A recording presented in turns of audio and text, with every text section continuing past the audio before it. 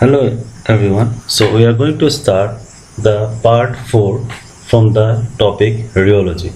So in this part 4 we are going to study about the non-Newtonian fluid. So without wasting any time, let's start the topic. The thing is that non-Newtonian system, the name itself, it reveals that it don't follow the Newtonian law of fluid. So non-Newtonian flow, it is generally observed in complex heterogeneous system. I repeat, it is observed in complex heterogeneous system where actually the relationship between the shear stress, that is the F, and the rate of shear, that is the G, it is non-linear.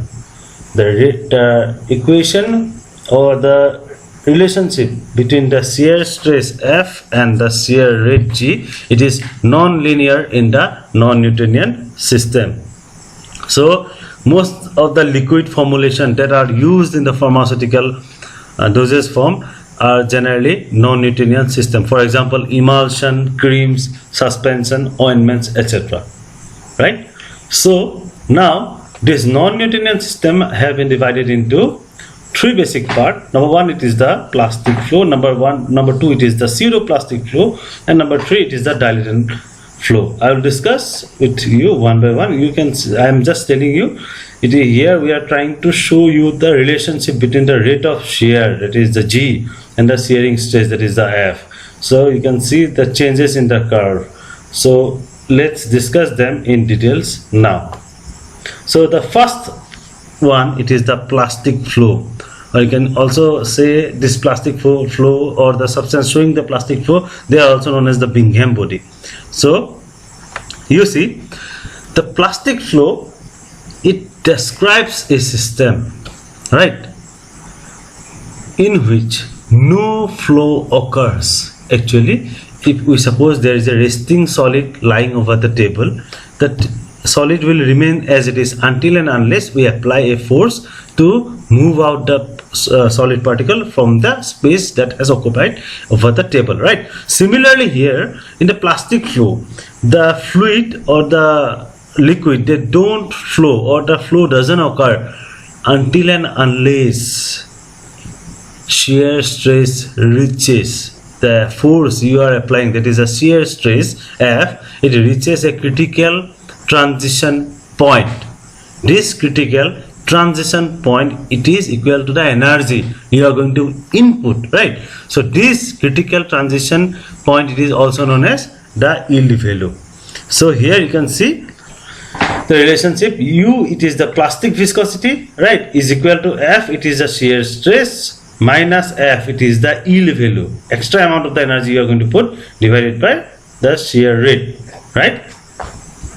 So this is the yield value. Till here you have to give some extra energy to reach here, that is the yield value. Afterwards it will, the rate of shear and the shearing stress, they will become proportional to 100, just like your Newtonian system, right? So at the stresses below the yield value, here in this part of the graph, at the stresses below the yield value, the system, it acts like a elastic material.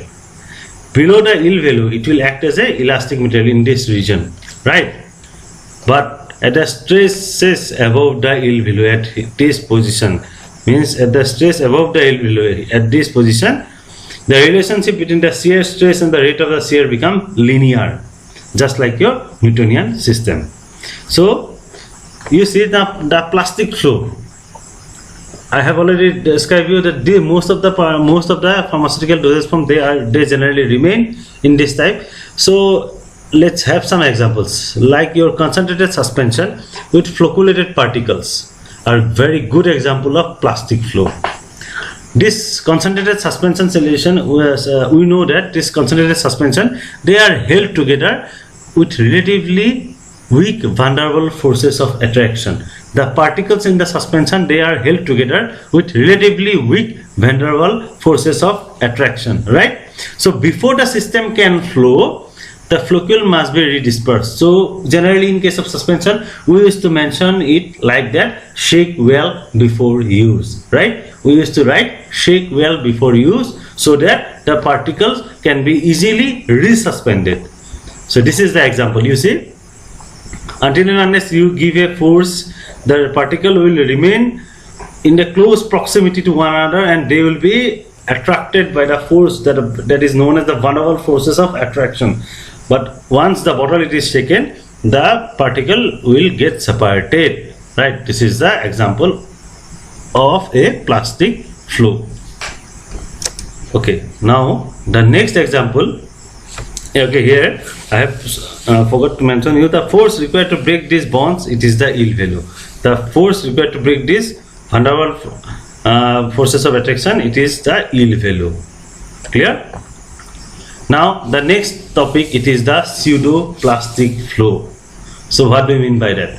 You see, pseudoplastic system, they generally show a decrease in the viscosity with increase of shear stress. So they are known as shear thinning system. I repeat, the pseudoplastic system, they generally decrease in the viscosity. Means you have a system, you have a liquid system. If we apply the shear stress, that is an external force to the system, the viscosity of the system, it get reduces. So those type of systems are the pseudo, or they are showing the pseudoplastic flow. Means the pseudoplastic flow system, they generally show shear thinning, or they are generally known as shear thinning system. So they become thinner with increasing shear or agitation. Such system, if we increase the shear, if we increase shear or agitation, they generally becomes thin. The viscosity comes down. The apparent viscosity is 1 by slope at any point along the curve. I will show you what is the apparent viscosity for pseudoplastic flow. So here you see, these are the two slopes, slope A, slope B. We can see from here the slope A, it is, the angle it is lesser as compared to slope B. So as the slope A is lesser, definitely the viscosity at point A will be more, and viscosity at point B, it will be less. So slope of A is smaller than slope of B, but the viscosity of A, it is greater than the viscosity of B. Clear? The next topic, or the next definition, it is the apparent viscosity. So what is that? You see, there is an apparent viscosity for each value of the shear rate or shear stress. Means for each value, there is a, suppose there is a liquid system we do have in our hand, there is a liquid system or liquid dosage form. So for each value of the stress you are giving, the system will have its apparent viscosity. The system will have its apparent viscosity for each value of the shear stress, or you can say shear rate, which can be expressed in actually two different ways. So this apparent viscosity can be expressed in two different ways. Number one, this is the graph, right? If we plot this graph, here you can see the slope, the angle formed by the slope, this is the tan theta. So the tan theta, it is the slope of the tangent to the flow curve at the P. So this is the tan theta, this is the apparent viscosity. The value of the apparent viscosity you can get from this tan theta, or you can also use the slope of the secant, you can use the sec theta to the flow curve at the point P. So apparent viscosity can be determined from the graph of shear stress versus the shear rate. Clear? The next one, it is the pseudoplastic flow. So here what actually happens? So you see aqueous solution of polymers, like example for your polysaccharide, right? They're a good example of system with the pseudoplastic flow. So what actually happens in polymers, you see, at the rest, when the bottle it is in the rest, if a bottle contains the polymer solution, if it is in the rest within the solution, the polymers, they become coiled up. They become coiled up, and they become they get in a globular shape. I'll show you this way. So at the rest, the polymer, they become coiled up and they will form a globular structure. Now when the shear stress you have given here, you have shaken, you have given agitation, or you have slightly shaken, the polymer chains untangle. This globular form is get detached, and of this polymer cell chain, they get untangle. Now with increase in agitation, if we increase the force or if we increase the agitation, the polymer then finally will align themselves in the direction of the flow. Thus the internal resistance decreases as well as the viscosity it decreases. Clear? So again in the pseudoplastic flow you see the shear thinning. It is a very useful property for suspension in the pharmaceutical operation, right? So high viscosity at the rest, as I have already shown you, high viscosity at the rest when the system it is untouched.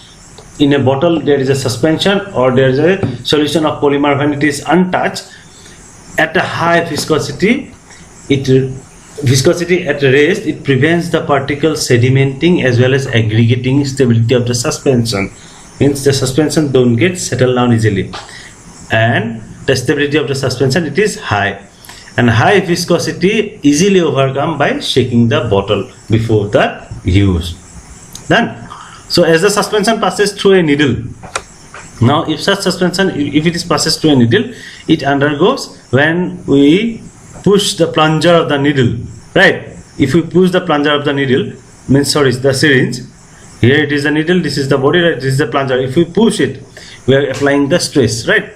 So high shear stress, as A is very small, the diameter is very small, so here shear thinning will occur. Shear thinning means the viscosity will decrease and it can easily pass through the needle, so easier to push to the needle.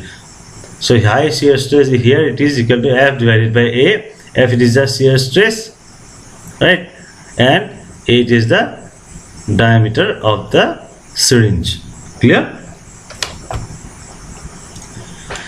The next type of flow, it is the dilatant flow. So what is that? It is just opposite to pseudoplastic flow. Dilatant flow, it is just opposite to pseudoplastic flow. It is known as shear thickening. Here what will happen? As the term itself it is saying, the shear thickening. Earlier was shear thinning, now this is shear thickening. Here upon application of an external force, that is upon application of a shear stress, the system will thicken, the viscosity will increase, right? So increase in the viscosity with the increase of shear stress. So apparent viscosity here it is 1 by slope at any point along the curve.